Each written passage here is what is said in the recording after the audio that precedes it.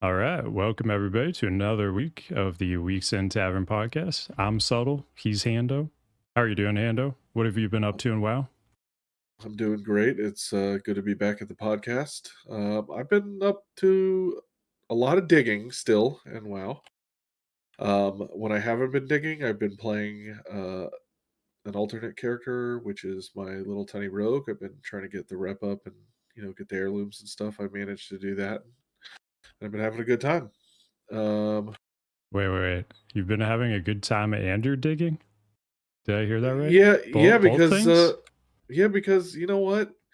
I'm not going full throttle on the dig. So if I get tired of Okay. digging, I just level the alt. If I get tired of leveling the alt, I just go back to digging. You just Damn, kind of that's way too like responsible and like I don't know. Most of the people digging out here, it seems like they're doing 15-hour days. They're coming home dirty, sweaty, yeah, sunburned. I can't say that I've put as many hours in as some of these people. I don't have nearly as many solves as, I hear some people have over like 900 just total solves and they just do not have it yet what they need. So I can't say that I'm that high up there, but you take it in stride, you do what you can, you do the best you can. That's it. You do. But but I mean, the best thing that I can relay to the people that are doing it, just do something on the side while you're doing it. You know what I mean? Keep your mind off of it. Watch a series, of something that you like. Watch your favorite streamer, whatever it is. Maybe they're digging too. You know what I mean? You can put a little race, like, will I beat them to the Zinrock? Yeah, that's been one of like I guess the most unexpected thing about pre-patch for me is like the streams I do where I'm mostly just digging, like I'm doing archaeology the whole time. Those have been some of my like highest viewer streams, and like it's like I think it's just because everybody wants to like suffer together. So like if they're doing archaeology, they just want to see somebody else like suffering along with them. But that was kind of Oh, surprising to me. so is that what you've been doing this week? Tell me about it. A little bit. Um, I've been trying to do as much archaeology as I can, but man, it is mind numbing. I think I'm only at like 250 total solves right now, but I'm gonna try to pump those numbers up this week. We gotta get that Zinrock. Um, I've also been doing a lot of raids, a little bit of P server, a little bit of beta, and we got another test coming up actually tomorrow. The next raid test starts, so pretty pumped for that. I think my guild's doing Tuesday, Wednesday, Thursday, all 3 days. So should be able to see like basically everything. Excited for that for sure. And yeah, outside of that, I mean, digging. I've been leveling some alts too. Blood DK. I just leveled up and Prot Warrior as well. Uh, man, these are the first characters I've leveled like with the new XP like needed per level. It's crazy what you can do now because like you only need like 600-700k XP to get each level in like 70 to 80 bracket. So I think on Blood DK I did like maybe like 4 hours 70 to 80, and then on Prot Warrior I think it just did like I'm not quite 80 yet, but it looks like it'll be like I think 3 hours, maybe three and a half. Oh, But I did get the archaeology Reichel weapon. That's like I level 226 bind on account that you can use at level 71. So I took that into Botanica. I just mowed through the place on my Pro Warrior. I was doing up to like 2.5 mil XP an hour. And that's like almost 4 levels an hour at that point. So yeah, it's been really fun. I've been leveling, really loving leveling the alts, and as you said, definitely a very nice change of pace from archaeology and digging. do you have a favorite of the two, of the Blood DK and the Prot Warrior for leveling at least? I know we're obviously big fans of Blood DK for the expansion, but I know there's a Yeah. special place in both of our hearts for those Prot Warriors because they are just so fun. Probably are definitely way more fun to level. There's just like something so satisfying about like rend into thunderclap. It spreads to everything, and then you shockwave like 20 things. Like it's so good. And probably just has so many things to press all the time. It just feels awesome. Because like You've got, shield block, you're like constantly pressing, enter rage, you've got your off GCD like cleave and heroic strike. So like you press more than one button every GCD most of the time. So you just feel like you're really busy and you've got lots of stuff to do. So I think that's what I like about Prot Warrior the most is you just feel like you have so many things to do at like any given moment. And DK, sometimes there's a bit of waiting around. Not so much like while you're leveling because you're getting hit so much that you have like scent of blood all the time. So you have like tons of runic power. So you can basically rune strike like any open GCD you would have. But yeah, Pro were definitely my favorite to level of the two. But Blood DK is super quick, and I actually want to get a second one of these like bind on account weapons so that I can like dual wield on my next Blood DK because I heard that was pretty crazy. Cry in the chat was telling me it was getting like 3.2 mil an hour in Botanica. So that would be pretty fun, I think. So next thing I Yeah, I can level, I'm imagine. gonna do that. I can imagine that would be pretty wild. Even like a Frost DK or whatever, you know what I mean? Like you could Yeah, probably do some wild frost stuff. for sure. Yeah, yeah. Now here's a question.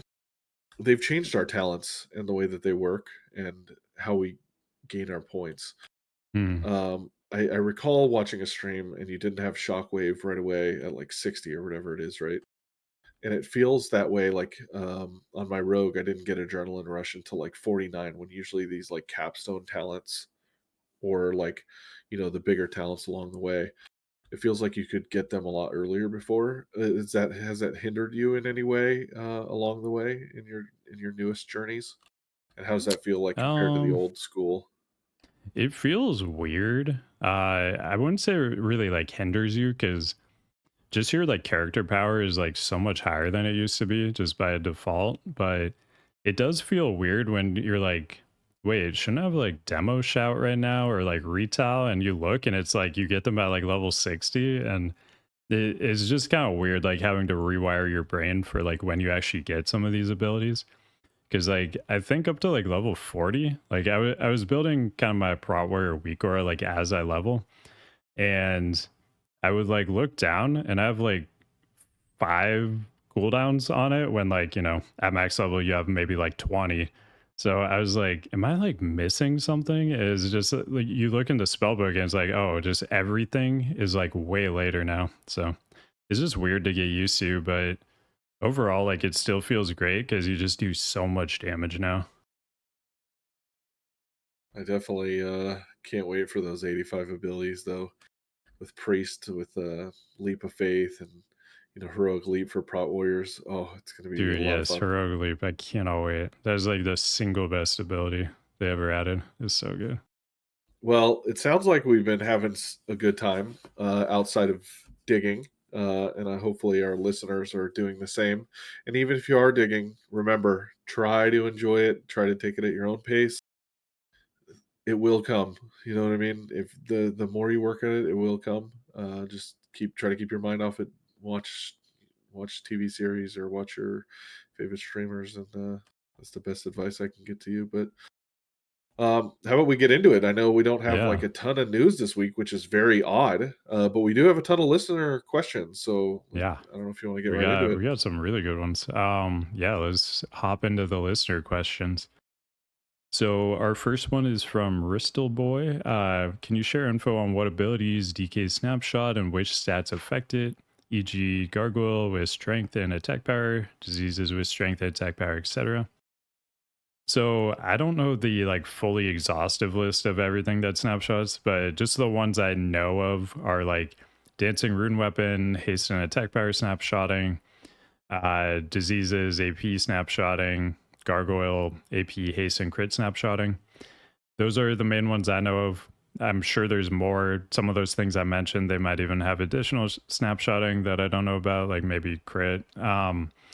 But yeah, the main takeaway is like things like dancing rune weapon. You really want like vengeance cap or close to it when you're like pressing that stuff.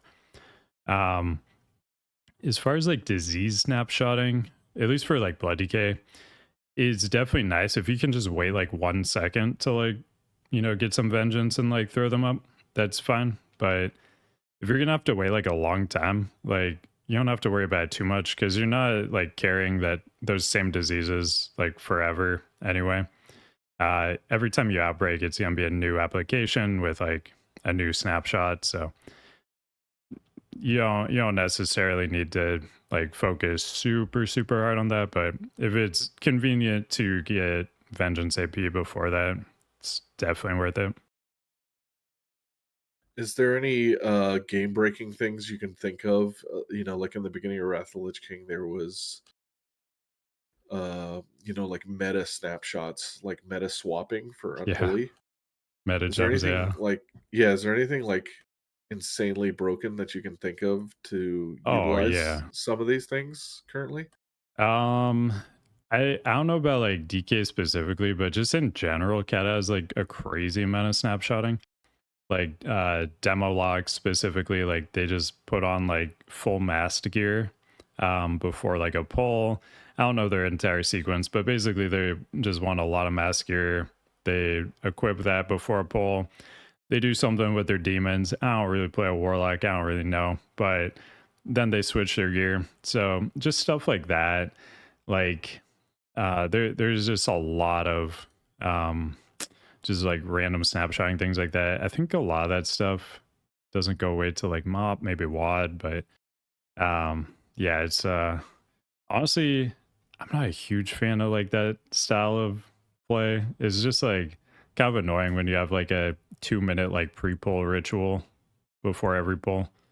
So I would be totally fine with that stuff going away at some point, but I think it'll be a bit. So I think we talked about it previously in another podcast, but I remember you were saying like snapshots are silly. Are you a fan of this like crazy gameplay, or is it something that you'd prefer to just see gone? No, I'm not really a fan at all. I would definitely like to just see it going. Yeah, Yeah. I think that's the take you took last time we chatted about this. I just couldn't recall exactly, and it's good to refresh the listeners and stuff too. So, but yeah, it's a lot of work sometimes, and it is a lot of like min max for like the tiniest things or some of the largest things potentially, right? But I think without them, it levels the playing field and allows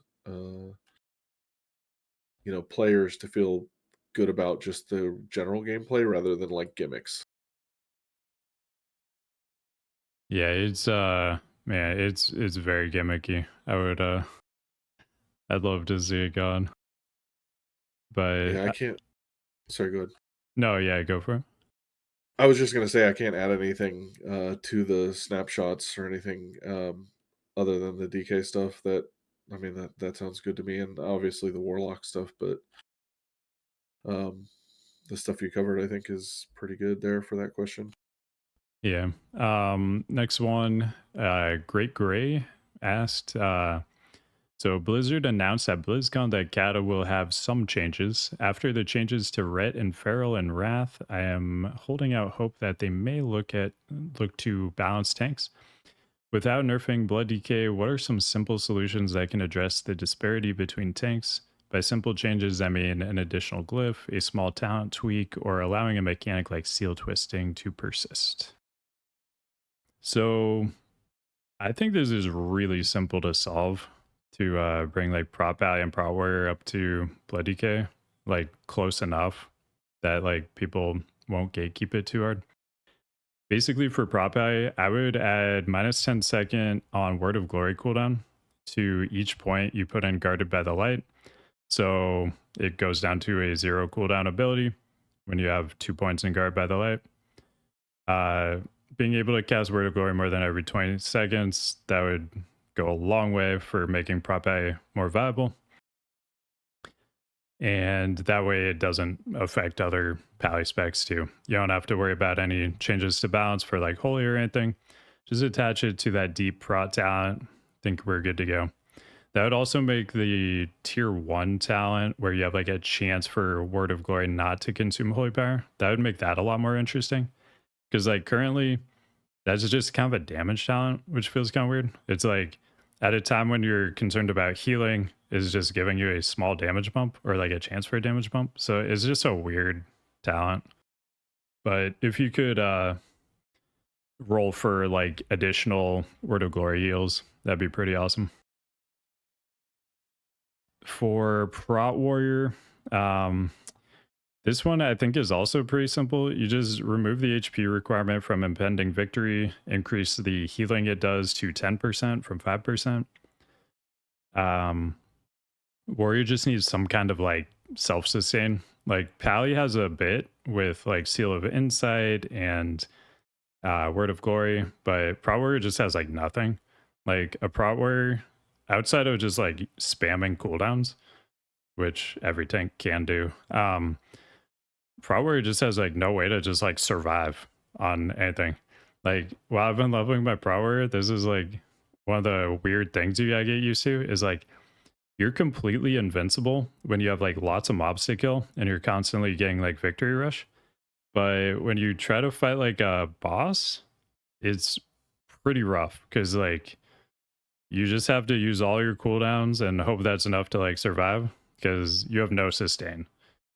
So you can go from completely dominating an entire dungeon to like having to use everything just to barely kill a boss in like that same dungeon. So it feels kind of weird, but we're obviously talking more about rating, but for self-sustain, yeah, just change impending victory.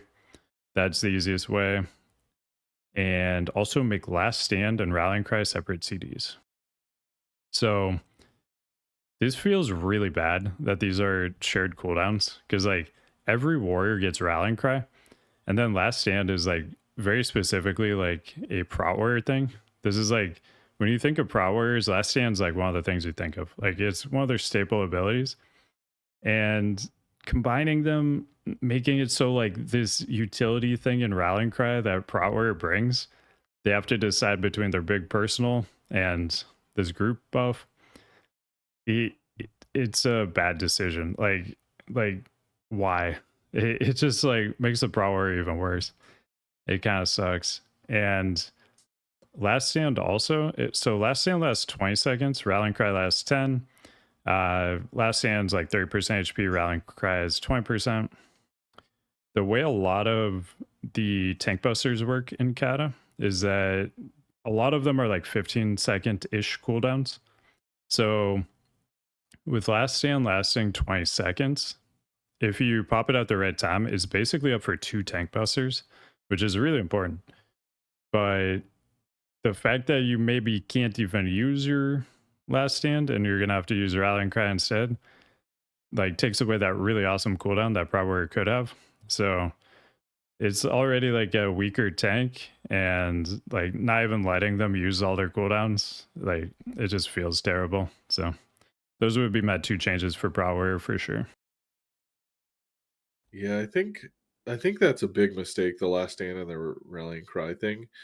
But thematically, for characters like Prot Warriors and Prot Paladins, I think things to do with their shields, like protecting, um, the group with their shields. I think in retail there becomes abilities and stuff where you can put up like an actual wall, with your shield, and people can be like guarded by it and stuff like that. And then like the end of the I think it's the end boss in Halls of Valor or one of those, one of the very cool like heavens places where someone like picks up the shield and then you can like block everyone from one of the abilities. I think an ability like that would be super cool to add to one of these classes, which also gives them even more viability within, like a raid setting.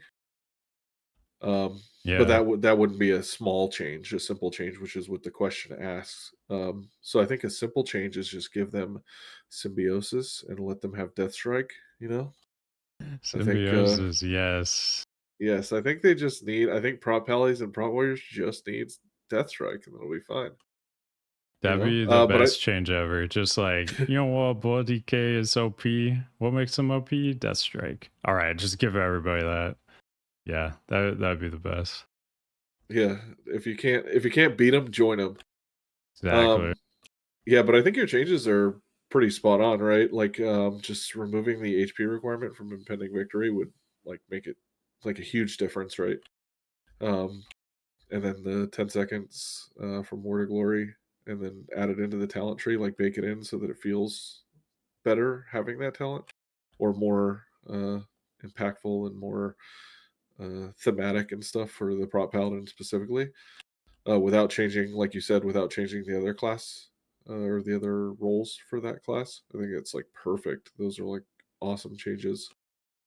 Um, I can't think of anything else other than maybe like upping their damage or something to make them, little higher, maybe a little higher on the like damage threshold. Like it felt like Prop Paladin was in all of Wrath of the Lich King might make them more like viable or sought after, just because their damage profile is just you know 25%, let's say, higher than a Blood DK. Um, that could be something you could look at too, but I don't think it's. I don't know. You don't want to skew it too far in one direction, right?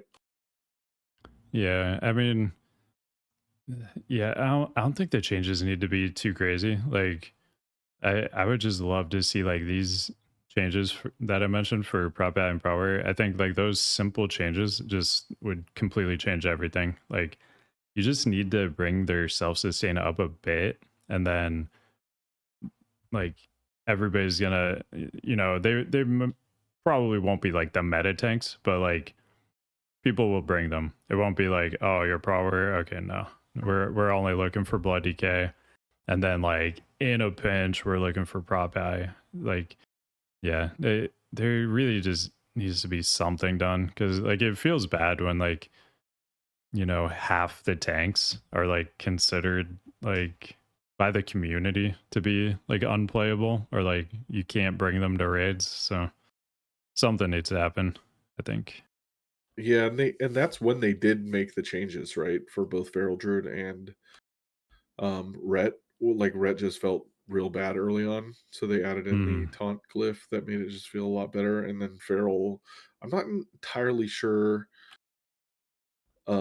how that went down. I know that people did not want to like bear weave and stuff. Like it was a lot of effort to like have minimal like gain in DPS, but it was definitely a gain in DPS. So I don't know if it was like them, you know, complaining enough that Blizzard was like, "Hey, let's make some changes," or it was just a numbers thing, because I know they released the DPS rankings for each week and stuff, and they're like, "Hey, they're so low that we've definitely got to do something." But as we saw at the end, they were like peak, right?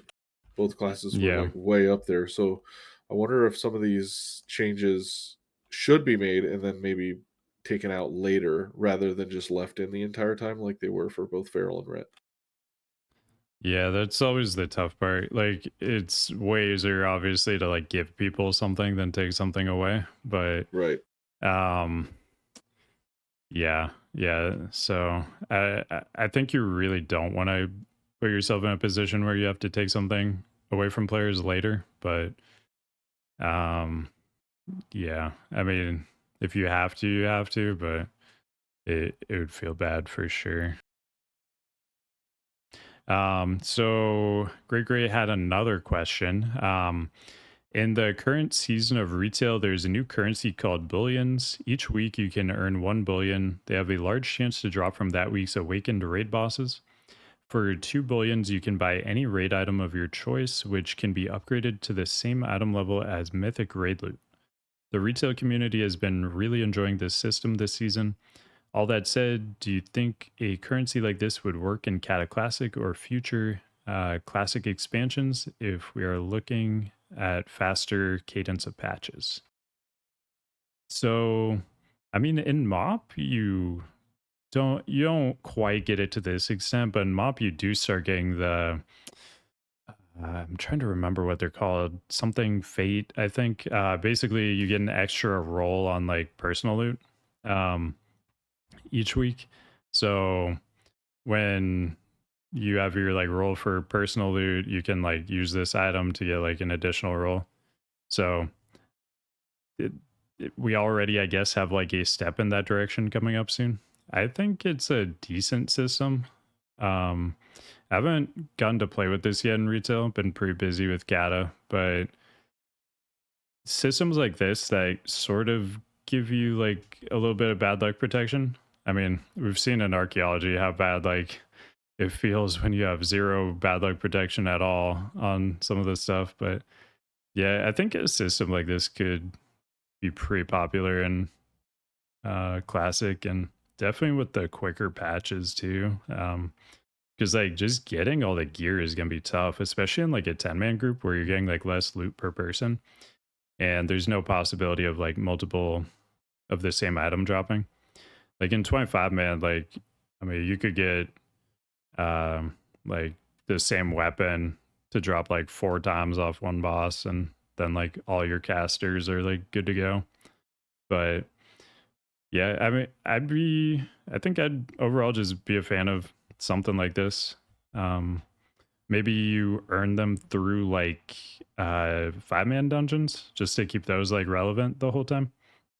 You earn obviously a weekly cap on them, and you yeah just earn them through 5-mans to keep those um popular. I think to add on to that, I think for the bullions, like if you did it, maybe not just 5 mans, but there was like a different ways to do it. You know, someone that loves to fish, maybe if you fished enough of that, or you did enough of one profession or whatever, you can get it in different ways. I think that would be pretty cool, right? Because then it caters to the people that are playing games in different ways and brings that back to life rather than just like forcing people to do PVE content. Maybe it could even be PvP, right? Because some people love that. Um, I think that would be pretty cool. I definitely like the system, and I like it better than the chance of rolling an extra like personal loot. Not only because like you have to kill that boss and then you use it on the boss that that specific item comes off of, but there could be X amount of items that come off that boss, and you're kind of screwed if you get the wrong one. Where this way you can kind of just target exactly what you want and make the raid stronger as a whole because now your character is stronger. So I think this would be definitely good, right? And we're definitely in an era where people want to be rewarded quickly, right? Um, and that's just the state of gaming, right? Like that's just what it's evolved into. Um, so I don't think it would be a bad thing. I think it would cater to the majority of players. And I think it would be pretty helpful in that sense, and maybe a step in the right direction for Blizzard, saying, "Hey, we care about you guys and what you guys are doing, um, and we understand that the gaming industry is changing, so we can make some changes to go along with that." So I think it'd be worth it, to be honest. Yeah, But maybe they can just do it through, like you said, through the 5 mans or whatever system, right? Maybe that's how they bake in the gammas and alphas and betas and stuff. Maybe that's just how they do it. yeah. The 5-mans I think just need like something to like create longevity, because like I mean whether that's some kind of currency like this or transmogs, pets, mounts that you can earn through the system, whatever. But like at least through Wrath, like generally the first couple weeks, like tons of people were running 5-mans because it just wanted to get as many emblems as possible. So everybody was doing like their one a day to maximize their new emblems. But after that first couple weeks, then it like really drops off. Not many people are running them, so I think there should just be like some kind of like more long term thing people can work towards through the 5 minutes. Obviously, we've talked before about how awesome it would be if like M plus came in. I really doubt we would get that, but that'd be amazing. But in any case, I think there just should be like some sort of like longer lasting rewards you can kind of work towards in 5 minutes. I do. I'm not saying that I'm a raid logger, but I do enjoy the fact that sometimes you can do stuff like that where you can just you log in once a day or you log in once a week, do the weekly or whatever. And I also kind of like when they have like bursts of these dungeons. Like you said in the beginning of a patch, the dungeons are far more, popping rather than in later phases. But look at like the pre-patch now, right? You've never seen so many people leveling. It feels like you like run into the world that's very open and vibrant. People are digging everywhere. They're doing quests. You see new worgans running around on all fours. You see new goblins jumping around with their rocket jump.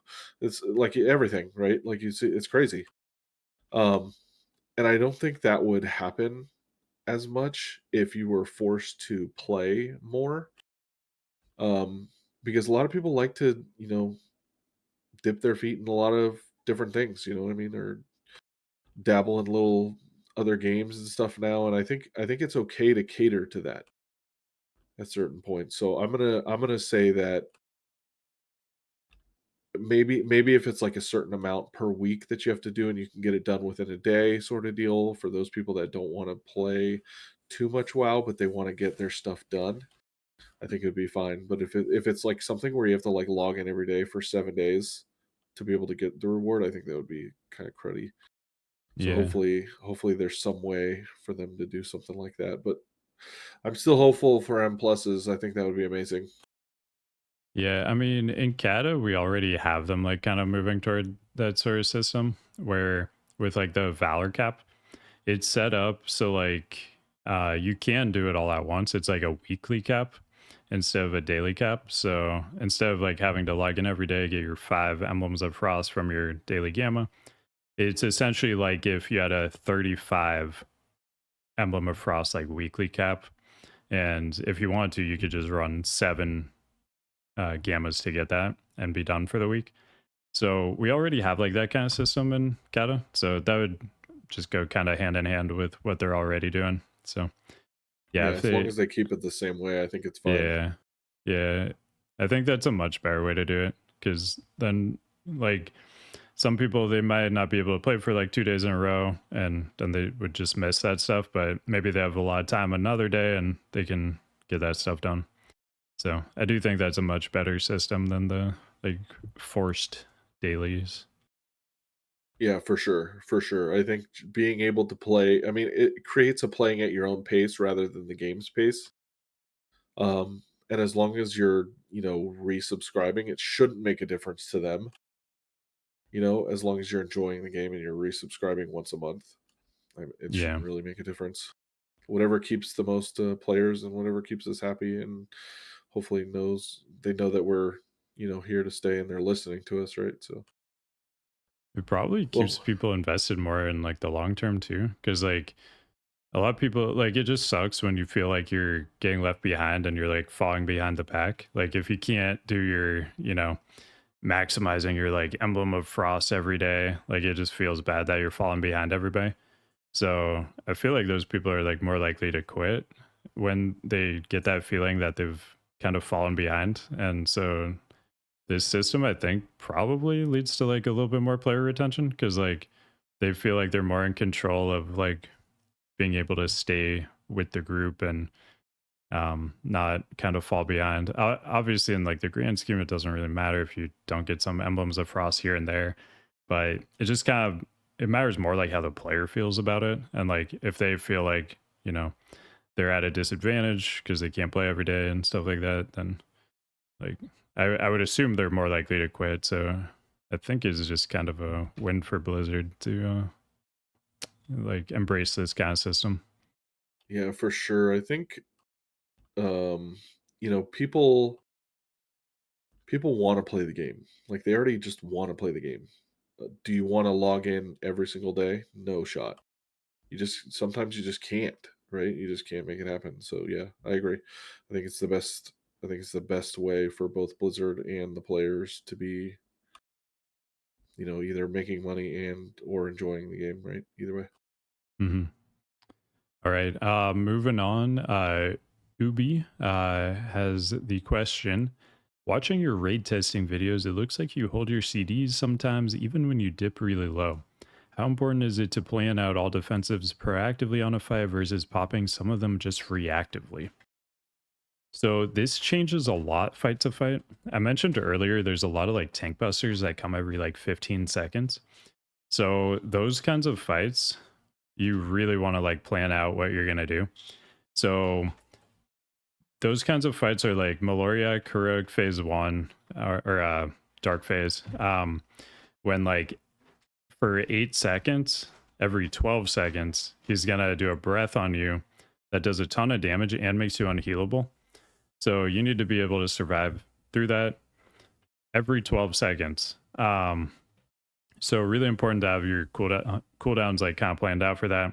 If you overcommit your cooldowns, then you'll probably just run out of cooldowns and good chance that you'll die. Uh, some other examples are like Nazir on Conclave of Wind, Nefarian with like Shout Flame, or Shout Flame Breath, and Crackle. There's a few more. I'm blanking on the rest, but it's a pretty frequent mechanic where like you just, there's just nonstop kind of machine gun tank busters, and you just want to have something for all of them. Generally, they are like resistible damage though. So like the Tolbarad trinket is great because it can. I think when you pop it, you get an extra like 25% average like resist. So you can pop that as like one of them. You can like AMS one. You can Vamp Blood plus Rune Tap one. And yeah, just kind of have a plan of what you're going to do for those ones. Because if you go in and you just like overcommit your cooldowns and you reach a point where you have 0 cooldowns, you're probably just dead. So those kinds of fights, you really, really need a plan. Other fights, you can just be reactive. But any fight where you're, there's like pre-specific timings you're going to need cooldowns at, make sure you know kind of ahead of time when you're using those.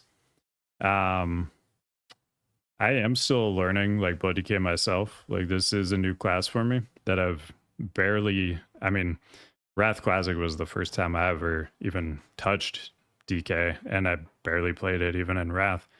So for me, it's also just a learning experience. Like I'm getting used to like all these cooldowns, what I'm gonna use in each situation.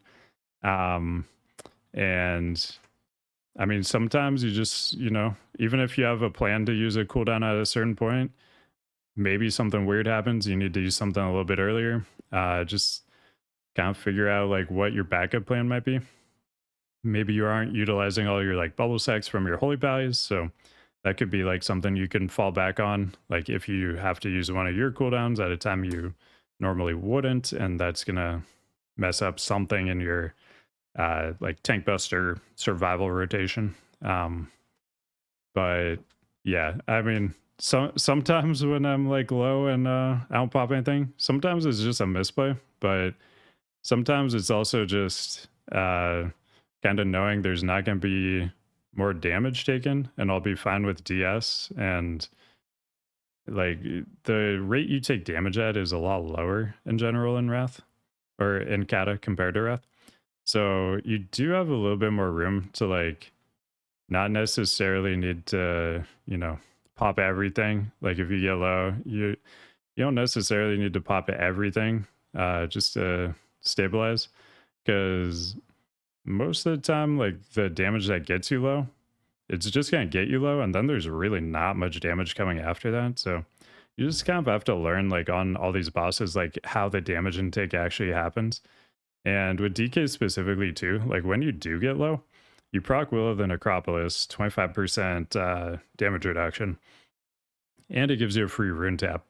So anytime you dip low and that's off cooldown, like that's kind of the cooldown that's gonna save you right there. Is just the Will of the Necropolis you got from getting low in the first place.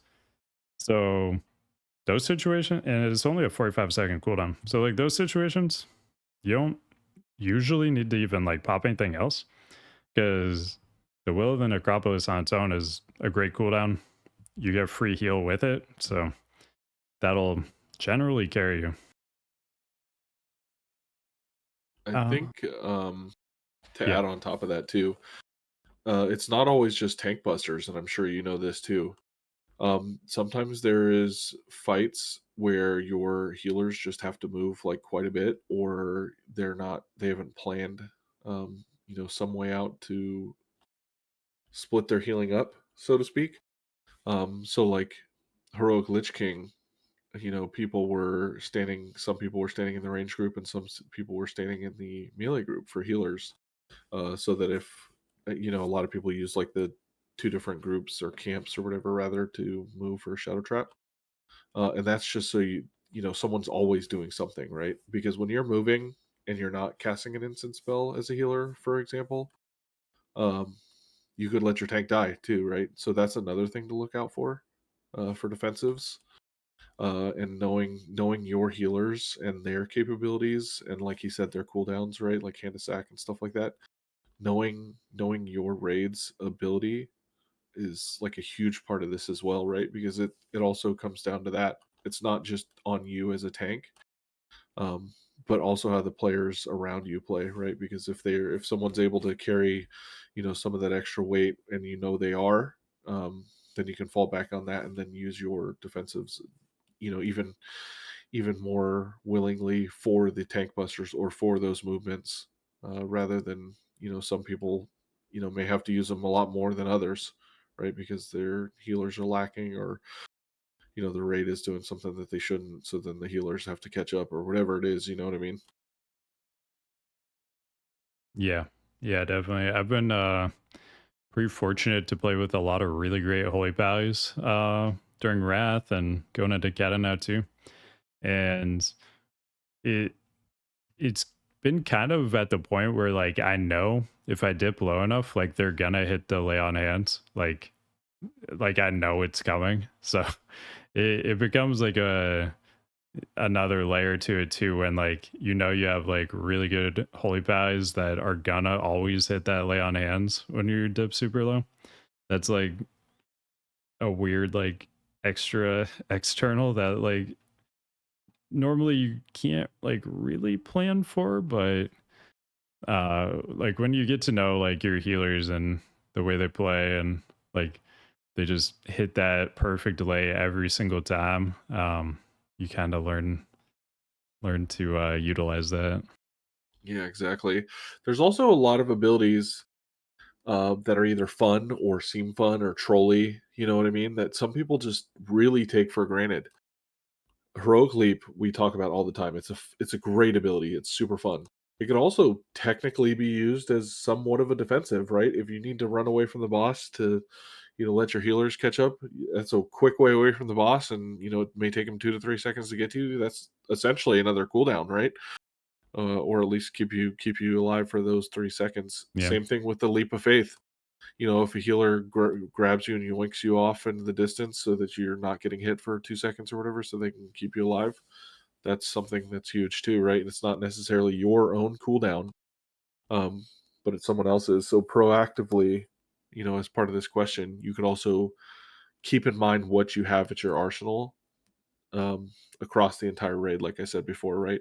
So if you know that there's a certain point in the fight, hey, can you leap of faith me, and you're not using it on someone else, let's make it happen, right? Because those are like heroic leap isn't really that long of a cooldown at all, right? Nor is, I don't think, heroic leap of faith. And those are just to name a few, right? There's smoke bomb and stuff like that. There's a ton of different abilities, right, that can potentially be useful. Yeah, life grip is one of those cooldowns where like the skill cap is so high for it. Like the priest needs to like really know what they're doing to use it effectively. I mean, they can definitely wipe the raid using it at a bad time. Like they grip you like right before like a frontal or Yeah, something. It yeah, breaths the whole raid. But like a really good priest that is like super aware of what's going on. Um, they can for sure save you with the life grip. I've been saved a few times already. Um, Mostly on trash. That's like where I've found it's like generally the most useful. Because like I mean the way we do trash now is you don't CC anything, and like some of the trash was designed to like be CC'd. So basically every trash pull is like you go and pop all your cooldowns, AoE everything down, and like just to survive. And life grip is really good on these trash pulls that do crazy damage, because like usually they don't have a frontal. Some of them do, but I mean, generally the big like 8 mob packs. I'm thinking mainly like Bastion of Twilight. Um, like those kind of 8 mob packs that do a ton of damage. Like you're pre-popping defensives like before you even go in, kind of thing. Those kind of pulls like life grip is just invaluable there. It's so good. If the priest like knows when to use it, it's incredible. And I mean, it's something you can call for too. Um, I'm I still gotta get used to like having that as an option. Like right now, I don't even really think of it. Sometimes it gets thrown on me and saves me, and I'm like, oh yeah, I could have just called for that. So like that is something I'm still like getting used to and learning. But yeah, definitely on like trash. That is like the best use case I've seen so far for it. But I'm sure there's gonna be some really good ones on bosses too. Is there a side question to that, by the way? Is there a percentage that you think that ability, Leap of Faith, would be used to troll versus like in good faith? You know what I mean? Like in a good use versus a trolling use. What would you say the percentage Oh is? I'm yeah. leaning like 95% troll.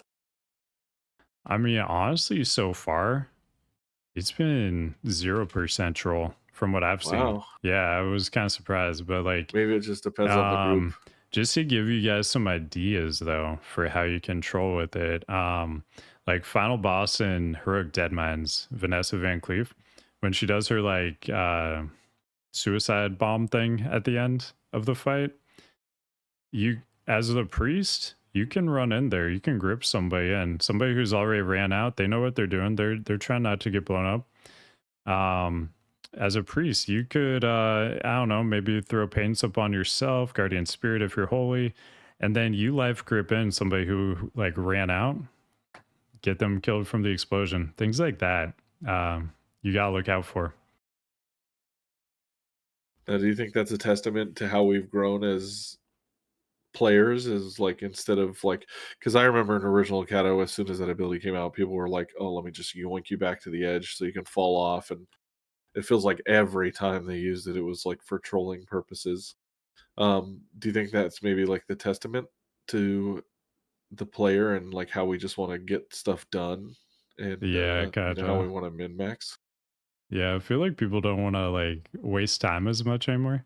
Yeah, for sure. And so, yeah, I think that's honestly why it doesn't get used for trolling purposes quite as much as it used to. But I mean, it'll for sure have its day. If I end up making my disc priest, like that's the main thing I'm gonna do with it. Probably is just send people flying off ledges and gripping them into AOE's and stuff.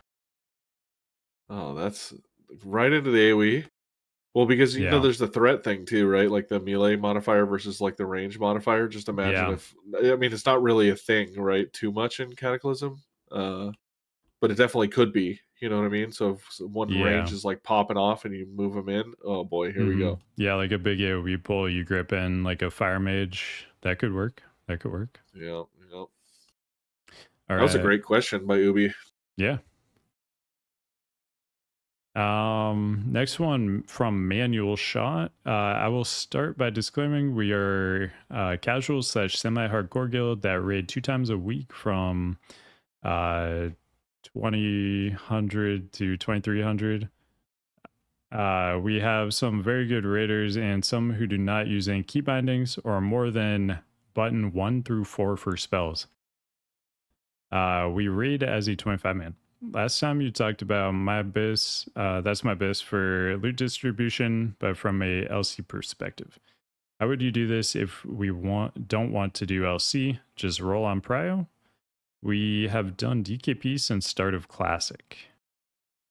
Um, yeah, I mean, I guess you would just like either roll for it or like go through the items and kind of figure out like this person gets like obviously multiple people are gonna have like the same thing as their number one probably. So maybe like you go through it, this person gets like this thing first, but then like some things later down the list they get they're late they're like lower priority on those ones. Could do something like that. The easiest way would just be like rolling like um amongst like the top priority people. But Yeah, I mean, it's not a system I've really done, like, outside of, like, the LC, um, with, like, assisted by That's My Biss, so have you tried this at all, Hando? Like, purely That's My Biss? I think not, right? I have tried it, and it was very limited time. It's not my favorite system, but loot councils can be so corrupt or so, misconstrued by someone that isn't on them because it's very hard when you are part of the loot council, and then it's very hard when you're outside looking in. Um, so there's a problem with every loot system, right? So it's just about finding whatever is best for you guys. But yeah, I mean, I think I would probably say just roll, right? For those people that are either high prioritized by you guys or prio based on what they have on their list, right? So whatever that is. I would look into maybe helping your raiders keybind more than 1 through 4 of the spells though, and look at that before the loot. Maybe help Yeah. them out with that and see if you can get a couple more keybinds in there. Maybe I would say maybe 10 would be a fair amount, at least to start. Yeah, then everybody will get more loot because 'cause you'll kill more Yeah, bosses. that's right. And Tomatoes in chat also suggested weighted rolls based on how many key bindings you have, which I really like. oh, there you go. I think that's great. Just whoever has the most key bindings gets prio. I think that's a good way to do it. There's also like I've seen people that do something like that where they roll not necessarily based on your parse, but based on like your either attendance or activity or whatever it is, right? You get a higher number added onto your roll, or you have a lower number to roll out of. You still have a chance to win it, right? But if you're like someone's rolling 1 to 40 versus someone 1 to 100, that person 1 to 100 could easily get a 39, Mhm. and the other person could still get a 40. But it like Yeah. adds, that layer of like depth. If you want to go that far, there's definitely ways to do that. Just like the recommendation in chat, right, with the weighted for the Yeah. keybinds. I mean, it seems a little. I mean, it seems like a meme, but it's not. It's definitely a thing, right? Condone better play through loot because at the end of the day, that's what most people want is the loot so the characters can get better. But you also want your people to get better so that you can get more loot. It's an endless cycle. Yeah, I like the idea generally. Is just you got to find the right thing to like weight the rolls with because like parsing is if you're rewarding parsing, it's generally going to be like detrimental to your rid because people are going to skip mechanics to try to parse better to try to get that weighted roll. So I think you just got to incentivize like doing mechanics. So it could be like a 5 by 5 basis, like um just like, who got the most interrupts or, whatever, who took the least amount of avoidable damage, things like that. Just something that rewards the players for like doing mechanics. I think that's like the best angle to go for. I can't remember the name of the website, but there is a website that has something along those lines where it says like you score like a it's like a Yeah, sliding like grade. wipe best. Yeah, yeah, maybe that's even the one that I'm thinking about. But it tells you like how you did as a raid or how your players did it individually. Um, and I think that would be something that's pretty cool. Like if someone used that, maybe like utilize that as a system to wait it out. Yeah, Pyro and Chad also mentioned showing up on time and having consumes as like something to weight your roll. That's great. Yeah. Just anything that'll incentivize people to, you know, benefit the raid basically. Do things that are good for the raid and lead you to kill more bosses. Yeah, Um, or even doing the things outside of raid. The people that come the most prepared pre-bis, things like that too, right? yeah. Reward those people that are there and loyal and whatever it is. Um, but outside of that, I think back to the question at hand. I think that's probably the best option for my bis is either wait the rolls, or just roll it on a prio base that you guys made, or that based on their list? Just to shorten Yeah. that up, summarize it, I suppose. Hmm. The second part of his question was, how should we start our raids? We will not do any heroics on release, but just want to clear as much as possible. Which raid should we prio? Maybe the lesser raid we could do as a 10-man. So that you can definitely flex raids, right? We spoke about this, I think, before, where you can, change the difficulties as you go. Same thing with like how it is now in Wrath of the Lich King, where you can change like from normal to heroic, boss by boss. And I don't think there is one other than Sinestra um, that is limited, right? Like kind of like Lich King, where you can't do heroic Lich King if you've not done the heroic Endwing bosses. Um, so I mean, I personally, from the sounds of it, would probably go full normal the first week if that's what you want to do to make your raid most comfortable with just seeing the fights in general. They're definitely going to be different beasts on heroic. I'm not going to sugarcoat it. Um, the fights are much easier on normal. Somehow, if you've played Wrath of the Lich King, you'd see that it's the same way in Wrath of the Lich King. Some of these fights on normal are night and day difference difficulty wise from their heroic counterparts. But it's also good to see a fight, right? Some people just can't watch a video and learn. Some people need to be there doing it. So I don't see any shame in just setting it full normal. Um, and honestly, if you're doing it full normal, you can probably just prior whatever raid looks coolest to you, or maybe do like Bastion of Twilight, probably because it has the most loot in it, right? Or Blackwing Descent rather, since there's the most loot in there to gain. Yeah. So I would honestly do two heroic bosses week one, even if it means you don't fully clear normal week one.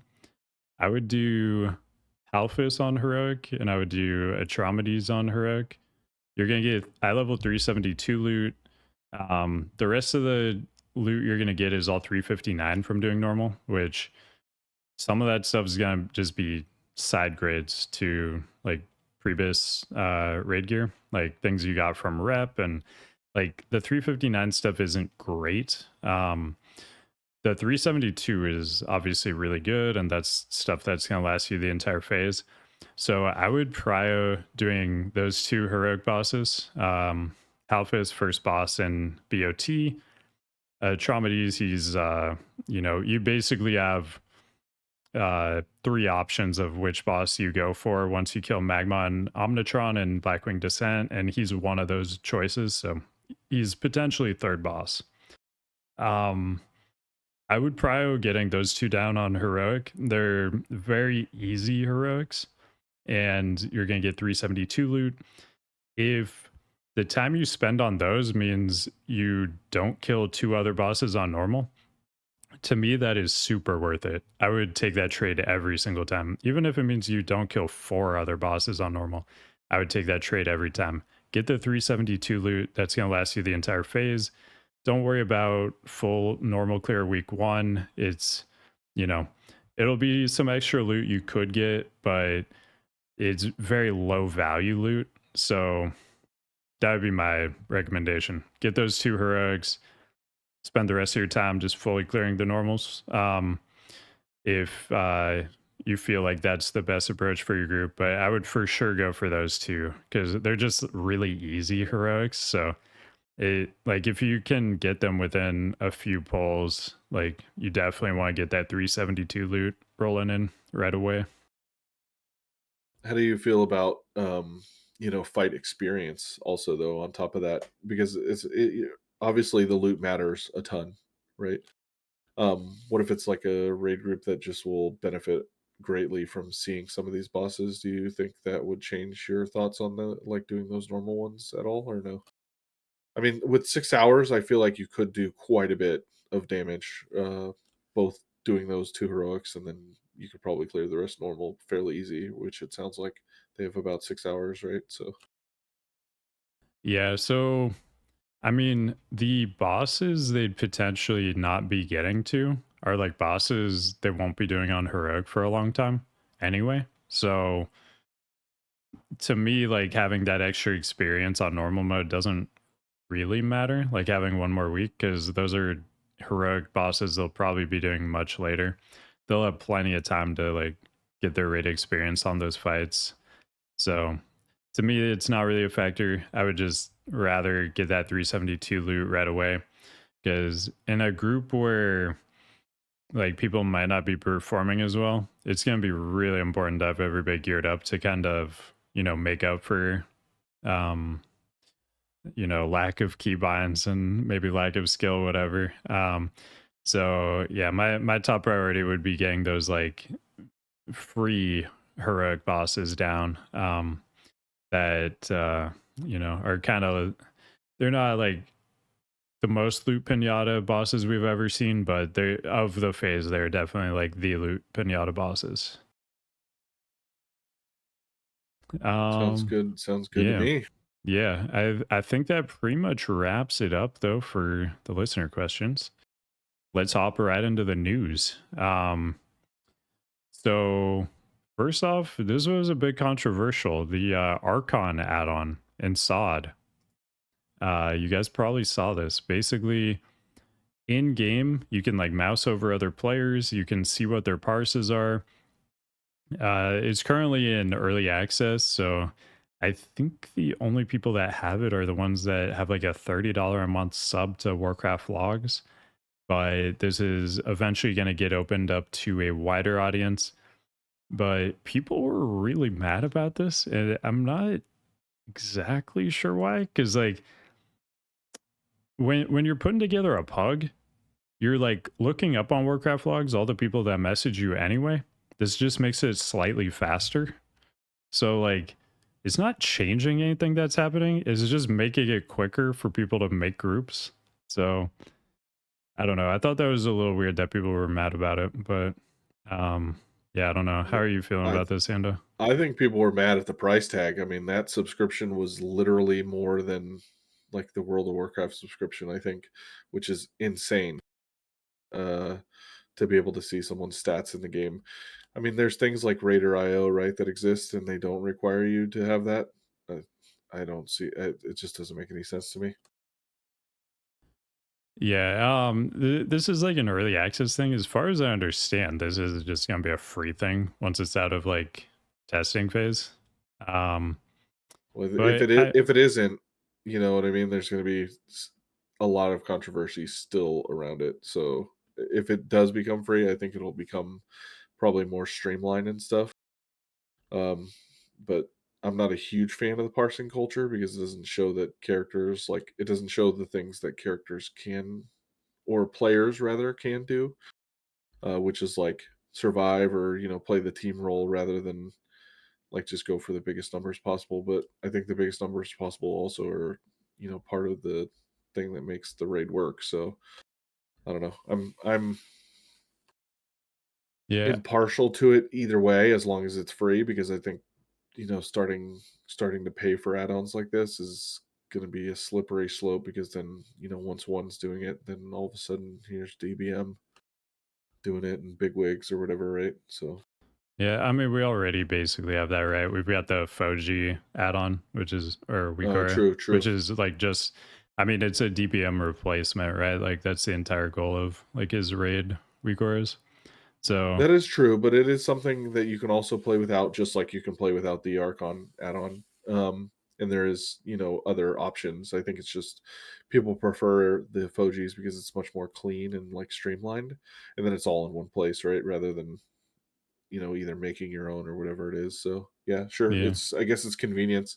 Maybe that's what the Archon add-on brings is convenience. But I just to me personally, I feel like there's other add-ons that's like Raider IO that just do this anyway, right? So just yeah. I mean, in retail, I mean, you just get like everybody has like this thing already. Is like for people who play SOD, I guess it's like a new concept to them, maybe.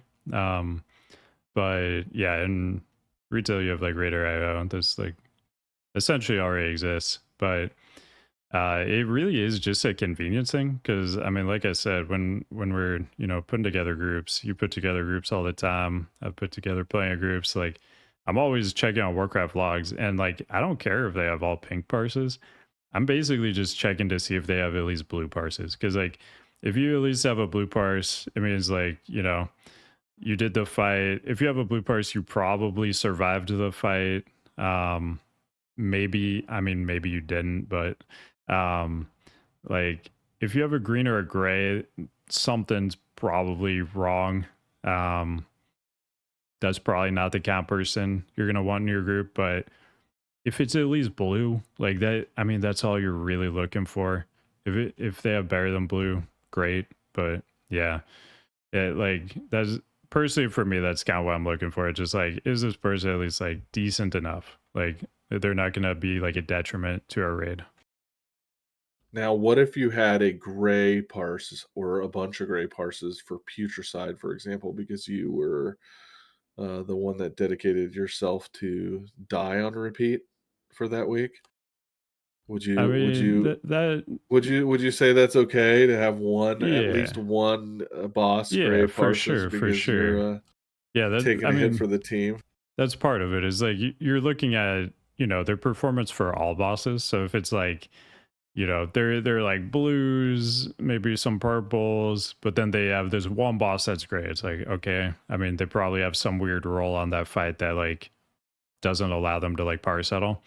So yeah, I mean, you take it all within like the context of everything you're seeing, not just like one individual boss bars. I'm just wondering when they're going to add our credit score in here too. Maybe we can see that soon. Yeah, Or if you have the pin or not, which you can tell by collector's edition, some collector's edition stuff. yeah, and the cash shop, dude, they've been beefing it up. We'll talk about that soon, but Yes, we will. How that about might this be in there. next how about this next portion here, since I think we agree that it doesn't really matter too much. And I'm under the impression that as long as there's no paywall, I think it's fine. How about the WoW Remix mop that comes out this week? And then there's Yes. daily raid resets for mop raids in both Remix and Retail. Yeah. Yeah. So this is pretty cool. I mean, we've talked about Mop Remix before on this podcast, but I'm a huge fan. I love Mop. I love Dragonflight like classes. And I mean, it just merges the two. Obviously, I'd prefer like Mop classes, but Dragonflight classes is fun. Yeah, this looks awesome. And I wish it didn't come out just days before Cata Classic because I would play this nonstop if it came out at a better time. But yeah, they said today that the mop raids are gonna reset daily, so you can just do the raids basically as much as you want, and in retail too. If you're still looking for any like mogs from any of the mop raids, this is, I guess, an opportunity to be able to farm even more. If you're still trying to get those Tusks of Manaroth, any of the mounts, good way to get those. But yeah, this Mop Remix coming out Thursday. I'm not exactly sure on the time, but yeah, this Thursday it'll be coming out, and I'm probably gonna get like maybe one day in on it, but I'm gonna have my plate pretty full with pre-launch Cata stuff, so won't get to Yeah, play as much as I would like to. full plate, full plate. There was little news, but lots of releases this week. Lots of releases. For the raid reset thing, daily. What if you're a guild that can't get through all the raids or get through all the content? I know in retail there's like a lockout extension. Yeah. I'm assuming that's still present in the remix version too. Mm. So, if you also want to just clear the full raid and you don't have enough time, right? Another like the next day, I'm sure you can just extend the lockout for those curious. Yeah, that would definitely be good. Like, I mean, some of these raids are long, dude. Like Siege of Yeah, Orgrimmar, Mythic Siege of Orgrimmar. What is it, like a 13 boss raid? Maybe more. yeah. Could you Like, imagine there, doing that it's a every day? long raid. Yeah. Um, yeah, I think a lot of people, unless these are tuned to be really, really easy, I think people are gonna need. I mean, honestly, even just running through in like a transmog run on a max level character in Dragonfly where you like basically one shot everything, it takes time. I think it like I mean, I haven't timed it, but I think it normally takes me maybe like 35 or 40 minutes when I'm like one-shotting everything on my monk. So yeah, Siege is gonna take some time for sure. But I'm looking forward to it. I don't think I'll get to probably check out the raids, before Cata, but once Cata stuff cools down a bit, I'll come back to this, check it out later. Well, maybe for our listeners, we can find an expert. Maybe there's someone that we can have as a guest that is just mopping it up. And you know what they say: once you mop, the fun don't stop. I've I heard think they're that. saying Yeah. that. I think they're No, saying yeah, that. Yeah, that's a really popular thing. I've heard that a lot. Yeah. yeah. This definitely isn't the first time I've heard that. Yeah, if we have any listeners that are going super hard on this too, let us know. Maybe we can talk to you next week, see how, especially anybody who's like trying to get like realm or world first like clear on this or anything like that. I know some people are going really hard on it. Yeah, and Um they're open right away every raid, right? So yeah. you Yeah, could be doing Siege of Orgrimmar in your blues. I know Let's see like what happens. the Echo guys I think are trying to race through this and get, you know, immediate clear of Mythic Siege. So that'll be kind of It'll fun to definitely be an watch. interesting watch for sure, Yeah. and see how it progresses. Like if there's like big skips in the way of like loot and stuff, right? Like you're not doing the first raids, you're just skipping right to the second one to get the loot to get into the other ones quicker or something. Yeah. Squirrel says people were three manning Mythic Siege on PTR. So Oh, I maybe it's I'm not sure if that was just on PTR or that's how it's actually gonna be, but maybe it won't be a very exciting race then if that's the case. But we'll see. See what happens there. well, it'll still Yeah. be a race. It'll just be a very quick one. Yeah, It'll be yeah. It'll Usain be a Bolt. race either way. It just, It'll be over just before you blink. be a quick one. All right. So yeah, we're gonna move on to our final topic of the day. Cata Classic. So obviously lots of stuff happening. I kind of lost track of time, and like when I went to Wowhead today, I saw their little Cata Classic countdown to launch thing, and said like 6 days. I was like, holy shit, it's dropping in less than a week. Like I I've been like so busy like digging and leveling alts and stuff in pre-patch. I didn't even realize like Cat Classic was this close. We're less than a week away from This Cat is the Classic now. last raid lockout in pre-patch. This is it. And you don't even like it drops on a Monday. Like it's Yeah. so weird, right? You don't even get the full lockout technically. It's Well, yeah, that's I mean, we talked about this in a previous podcast, but just to mention it again quickly. So there's like a weekly Valor cap that lets you buy like 359 items from the vendor. And some of those items are like tier pieces, and you need like it's like ICC where you need like previous tier piece plus a token to like upgrade to the highest level tier piece. So these Valor points are really, really valuable. And we don't know for sure how it's going to work, but possibly you'll be able, like, if you hit max level on Monday night before the reset happens, you could possibly farm out 1000 Valor right before reset, and you're essentially going to be up 1000 Valor points on anybody who didn't do that. That's going to be a really big bump. So that's if they don't like change that, that's going to be a huge incentive to just make sure you get to 85 as quickly as possible. Get all your heroics done to get all that valor before the reset, because the reset's going to happen less than 24 hours after launch. So that's something you'll want to get really quick if they don't change that. yeah, and we haven't gotten any news on that. Otherwise, we would have updated you guys. So it looks like that is the play currently. So Yeah. I mean, it's something I could definitely see Blizzard changing. In the past, some things like that where like players feel like really pressured to level immediately, they have like adjusted those things. So honestly, I would lean more towards they change this, but at the same time, they also have their hands really full, it seems like, just getting everything ready in time. So maybe this is something that gets overlooked, or they just like don't have time to even like think about it. But I would lean more towards they change this, but something to keep an eye on. If it doesn't get changed, this is like top of your priority list if you're like trying to min max early.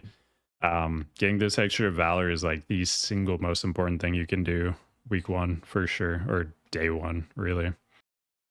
Well, just make sure to tune into the podcast live because next week we normally air these on Monday live, but next week we plan to do it Sunday so that we can, have our hands deep in the pot, so to speak, for Cata launch right on Monday. So, be here live. If something changes, I'm sure it'll happen on or before Sunday, um, and we will be right there to tell you. So, Yep. if you're looking for the And news, we got you. in original Cata, the old dungeons got their XP nerfed by like 90%, and that only happened like a couple days before Cata launch. So we already, I mean, have that OG precedent of like a major change that completely changed the way people level coming in like right before launch. So we could see the same thing again. Currently on beta, the Wrath dungeons are still giving incredible XP. So at the moment, that does seem like the best way to level is just soloing Halls of Lightning. There's a couple other ones you could do potentially, like Halls of Stone and Ukar Pinnacle. I did hear today though that on beta they did remove the 10 instance per hour lockout, and it's now 5 allegedly. I did see So that. I that did see would that. be something to keep in mind also, that you, if that is true, you will hit instance lockout much quicker. So that is now a big factor if that's the case. But yeah, those are kind of the main two things to keep an eye on, and we will bring you that news next week on Sunday if we have that, and we'll let you know if nothing comes of that. Yeah, But just have a plan A and B, right? yeah, exactly. And kind of those two things we mentioned do basically go hand in hand, right? Because it's like with the dungeon leveling, you level much quicker, and you want to level much quicker to get that Valor Cap day one. So those two things synergize pretty well, and those are the two primary things you're going to want to keep an eye on going into Cata launch. But we will let you know what happens with that next week. And with that, you want to get right into this Yeah, cataclassic news? yeah. So new items got added to the Cat Classic store. People were a little upset about this, but I mean, I feel I was actually surprised they didn't monetize Wrath more than they did. Um, but we just got a bunch of new mounts and stuff added to the Cata Classic shop. Some things from like the collector's edition TBC Classic. The auspicious arbor worm mount. I think that was like a 12-month sub mount or 6-month sub mount, one of those. Um, one of the weird things too is like people who have this mount on retail don't get it on classic. So like that feels kind of Yeah, scummy, I think. Like that's auspicious. that's auspicious for sure.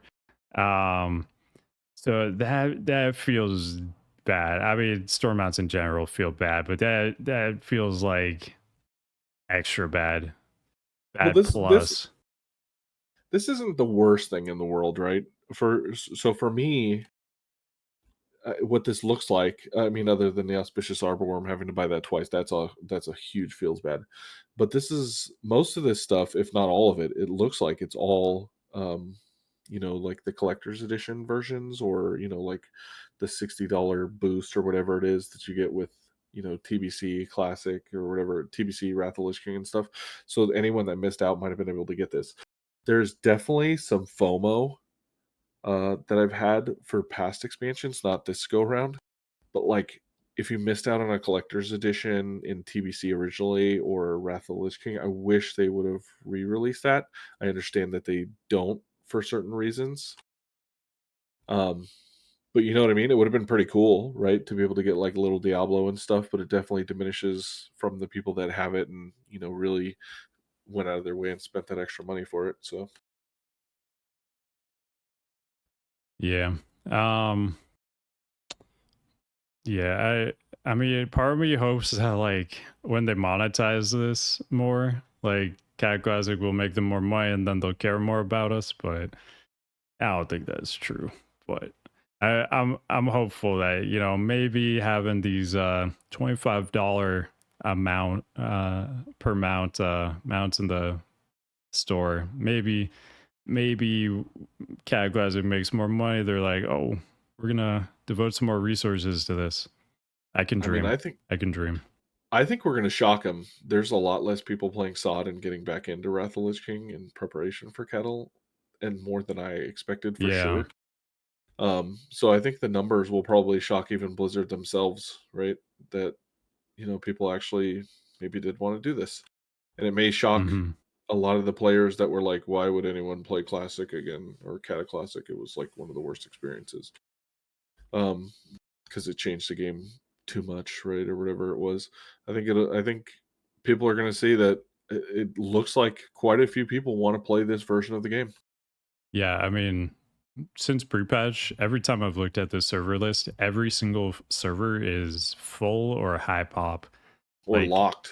or locked. Yeah, everybody's coming back. Is I mean, we talked about this before too, how like sod throughout its life cycle hasn't had any like relevant content to really compete with. Like when it first came out, you know, we were a couple months into ICC, the latest retail raid, Emerge still that had been out for a bit. So sod really benefited from like there being a little bit of a lull in the other versions of WoW. And now we're getting into the part where sod actually has to compete with like new content for these other versions. And on top of that, from what I've heard, I'm not a sod player myself, but from what I've heard, season 3 has been the worst season of, or sorry, phase 3 has been the worst phase so far of sod. So combining those two things, like a bad phase of sod plus tons of stuff to do in other versions of WoW, it does seem like the SOT, I mean, the SOT numbers we know for sure are dropping hard, but it seems like they could continue to drop really hard as, you know, more interesting alternatives are coming out too. Well, I mean, 60's around the corner too, right? And I'm sure there's a lot of people that will return for that too, but like you said, right, with the lull and the content for the other versions of the game, it definitely like made sense for people to be gaming on sod. And like I said earlier in the podcast, some people want to play other games, and some of that may be just different versions of the same game, right? So Yeah. I mean, I bet, yeah, is just the best time to play WoW because, like, just nonstop content, different versions of the game. If you're interested in more than one version of the game, there's like just always something for you to do now, which is really cool. you know what I do miss that they, I mean, it's kind of a cash shop thing that they didn't have this go around, and I was a huge fan of it because I play with my wife a lot, right? When we play the game, recruit a friend. I miss it. I'll be Yeah. honest, I miss it. It would be a good thing to bring back in. And I mean, it kind of just segues into like our next thing too. Yeah, They had the welcome back weekend this past weekend where anybody could play the Cata Classic pre-patch without a sub. Although I heard a lot of complaints that people weren't actually able to like get in on this. So I'm not sure exactly what the deal was. It sounded like there might have been some bugs with it and people who wanted to try this free weekend weren't actually able to. But yeah, I mean, I think this is great. Just give people like a little taste, you know, see if they want to get back into it. And if they do, great. You know, the game is just way better when you have more people to play with. And so anything to get more people back in. I agree. I agree. Get a little taste, get a little, hit that FOMO at very First hits least, right? free. First hits free. First hits free. They say that. They do say that. We got another big piece of news today, but if you've been listening to this podcast, this is what we've been saying the entire time pretty much. most likely the raids would release 10 days after Cata launch, and today we got the official announcement. The raids are released 10 days after Cata launch. So the Thursday after the a week from Thursday after launch is when they're coming out. May 30th. Cata launch is May 20th. So that'll be at 3 p.m. Pacific time. The raids are going to be launching. It's going to be a global release as usual. So if you're interested in like watching the race, there's going to be tons of people doing that. I'll be streaming that myself. My guild's going to be competing in that. So should be a good time. And notably, they didn't mention Baird and Hold, but in Wrath, they always released the new VOA boss the Tuesday after raids released. So that would put the VOA boss coming out 15 days, I think, after Cata launch. So several days after the raids come out is probably when you can expect the Barrett and Hold boss to come out. And he's same deal as like Archivon. He's gonna drop PvP and PvE loot. And in my experience, it's always PvP loot that nobody in the raid can even use. So good luck. Hopefully you guys can get some of those tier pieces, because those are obviously going to be the most sought after. But For sure. Definitely looking forward to the raids coming out, and I do kind of like this like 10 days after launch release. In general, they've been doing it, but I think it's a good system overall, because like, I mean, for me personally, I'm always gonna feel like I need to just level immediately, like as quick as I can. But I do also want to like raid on multiple characters and stuff, so it feels better to me, at least when you have some time before the raids come out to like get some characters leveled up, get them geared up. You don't have to. I mean, if the raids were out Monday night, like instead of this Valor thing we were talking about, we would be trying to clear the entire raid like Monday night. So yeah, I'm a fan of having a little bit of a cushion there. Get some time to get prepped up for it.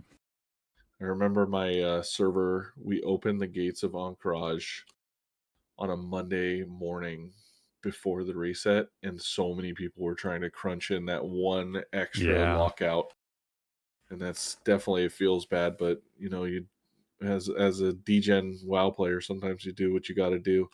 What I do want to note here is, just like the start of Wrath of the Lich King, there's multiple raids, right? They're released at the same time.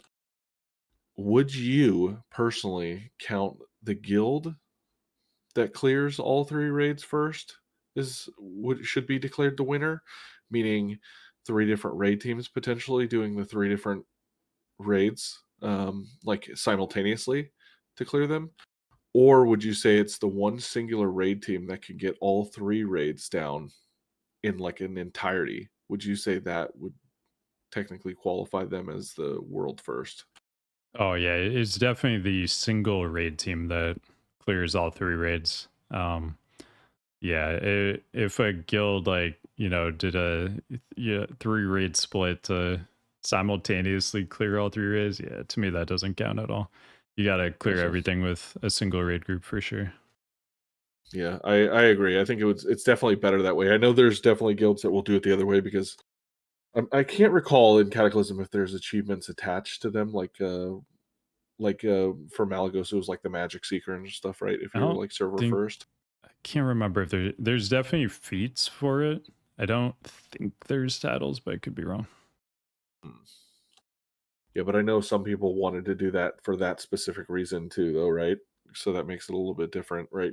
So like just outside of the race, you'd rather race to get, this Malagos achievement or whatever it is, right? So you can have this cool title versus, being the first one to be done with whatever, right? So some people may have chose Sarth or to go to right after Naxxramas, or Sarth to go to first, whatever. So, Yeah, the but I'm Sarth excited. one was controversial too, because the title's rewarded for killing Sarth on any difficulty. So uh the people who like were originally shown on Warcraft logs as having like the world first did Zero zero Drake, yeah. Drake, and the people who actually did the hard mode, the three Drake, they were shown as having like not gotten the world first. I think they fixed that later on the page, but it was just kind of goofy because it was like, yeah, the world first was like doing the easy mode, but I Yeah, mean that is I what the remember title that. was attached to. I mean, That's right. and yeah, I'm but definitely a big fan of the 10 days later raid, by the way, too. yeah, Didn't mention that, sorry. yeah, I think it's a good way to do it. But there's something interesting, I guess, about like uh the raids being available immediately, and like, you know, part of the raid uh race is the leveling part too. That's kind of interesting to me. Like, it was really cool when like apes in vanilla classic, like, I mean, they just were really good at the leveling, so they got into like MC quicker than anybody else. And like Full it, greens. yeah, yeah. And like not even everybody level 60. You had like the level 55s in there and everything. That was pretty cool to see. Yeah, I mean, I definitely like both ways, but yeah, as somebody who's like trying to do a lot of raids, like, I don't know, it definitely takes like some pressure off me knowing I have like 10 days to like get all my stuff ready. So I'm a fan. I think it can also make your casual player base feel kind of bad too, though. They're like, "Oh, it's over. It's done." I think this is better, right? Like, just give it some time to breathe and stuff, and it's a more lasting like cope and hype and stuff, right? Rather than just Yeah. we're there and we're gone. That's always a weird thing too, when like people like kind of declare it, like people who are like still leveling, like declare the phase over just because like the best guild in the world already like cleared the raid. It's like, you weren't part of that. That wasn't your experience at all. The phase is like definitely not over. Like, you haven't even done the new stuff yet. But like, just the fact that somebody else did it already, like, I don't know. I see that a lot. Like, people just like are like upset when like the best guilds in the world like clear stuff quickly. It's like, I'm a it's huge bizarre. advocate. I'm a huge advocate for playing the game the way you'd like, especially like with logs and stuff out there. I'm not going to diminish this from you because I know a lot of people look at your logs and look up to you. But for the majority of players, people just don't look at your logs, right? Like they really don't, other than to invite you. Like there's like if you get a 99 or 100, if you get 100, they're looking at you, right? If you get a 99 or less, there's so many chances that no one even knows you exist, and the game is about you, right? Bring it back to you, how you want to play your way, get it done your way. If you want to be the top of the top and you want to feel good about your logs, that's a whole different story, right? That's the way you can play, but don't play by other people's standards, right?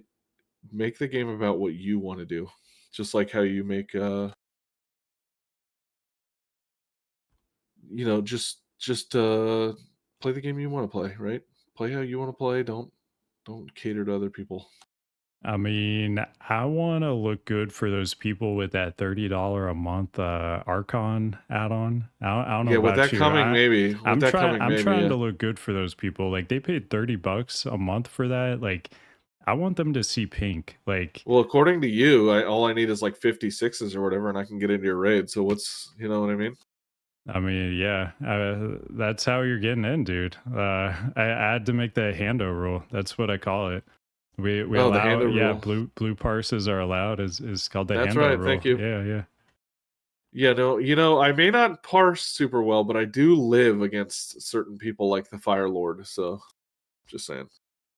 Would you say you survived the Fire Lord? I would say I have, and I'm ready to survive him again in Cataclysm when he gets some legs. Oh yeah. Um, Speaking of legs, the heirloom tab doesn't have necklaces in it, but it does have the new rings and it does have the legs. The legs I don't believe are accessible until a like They come in and 600 mop. professions. Yeah, and mop. So it's weird that they're just in there. Like it's just They like a were in visual OG thing. Cata. So in Oh, okay. OG Cata, yeah, these rings and legs were like in the game files because it was something they had like planned to do, and then they were like, we're gonna save those for later. Because like I I was like looking at some old MMO champion posts, and like back in like OG Cata, like in their heirloom guides, they mention like the legs, the heirloom legs, and they're like, these are in the files, but we don't know how to get them. And then later on, we'd find out, they weren't available till mop. But yeah, so It's just a callback, huh? it's just a relic of like what I like existed back then. But it's possible they could add them early. I mean, if they did, I would assume be through like probably the new 5-man stuff, whatever the new gamma is. But yeah, I wouldn't totally rule out those like being available at some point, but I also don't know like how much they want to like take content from future classic versions. Like obviously that's a pretty small thing, but um yeah, I don't know. I think they probably just want to like keep Cata content and Cata, keep mop content and mop kind of thing, but could happen. We'll see. A little segue to that too, by the way. The heirlooms is the helm and cloak heirlooms will have their cap raised to 85 once the raids release. Yeah. Yeah, so we now know that'll be May 30th. So uh, keep in mind, this is not for all of your heirlooms. This is only for the new ones. So this is the cloak and the helm. And that's a So total of 15% experience you can gain, right, while leveling 80 to 85? yeah, that's 15% more. There's also some, items that require like level 78 that or 78, 81. There's like some different weapons and stuff that are like really crazy. I talked about before how I got that archaeology axe that it's like Kel'Thuzad item level weapon that you can use at level 71 and things like that. Like they don't give you like direct XP increases, but they make you kill things so much quicker that you effectively get an XP boost from that. So you won't have like all your heirlooms the entire way to 85, but you will get some extra like power spikes that effectively increase how much XP per hour you're getting. So Well, they also the weapons. I've always been, an advocate for this as well. Is the weapons, while they don't give you experience, they also, like you said, they increase your kill speed. But not only that, they make it so you don't look at any other weapons that even drop and stuff, which can also save you time, right? And time is like the less time you're doing that, the more time you're actually leveling. true, yeah, you don't even have to look at other items. You can You don't probably even look at them. save at least a couple minutes on your journey to 85 that way, I think. So yeah. Well, they say like a person spends like years or whatever it is in the restroom over the course of their life if they live up to 80 to 100 or whatever. And I started to think about some of this stuff in my day to day life, and it's like how much time are you sitting at the table to eat your dinner versus doing something else, and it's like wow, we really It like all adds up. yeah, it's crazy. That's why How you many got how many years of our life do you think this podcast will be by the time we end up wrapping it up eventually? hundreds, thousands. Hundreds of thousands of years even, huh? Yeah. I mean, Well, that's I why hope to be you gotta get the desktop chair that has like the built-in toilet with it for like maximum oh. gaming time. Yeah. Oh, you don't have Um that? Mine has a little flush over here too, so oh you just can't nice. see it on Yeah. the Wait, is stream. that what the handle on the sides for? I always thought it like raised and lowered the chair, but that might actually be what it's for. No, it lowers it down towards the toilet, so that's what it is, yeah. Oh, okay. Yeah, so I mean, if you are going for that Valor cap, the toilet uh chair, The toilet tech is the way to go. definitely something to look into. That'll help you get that Valor cap much easier. You'll have, way more time on your hands to get that cap before reset.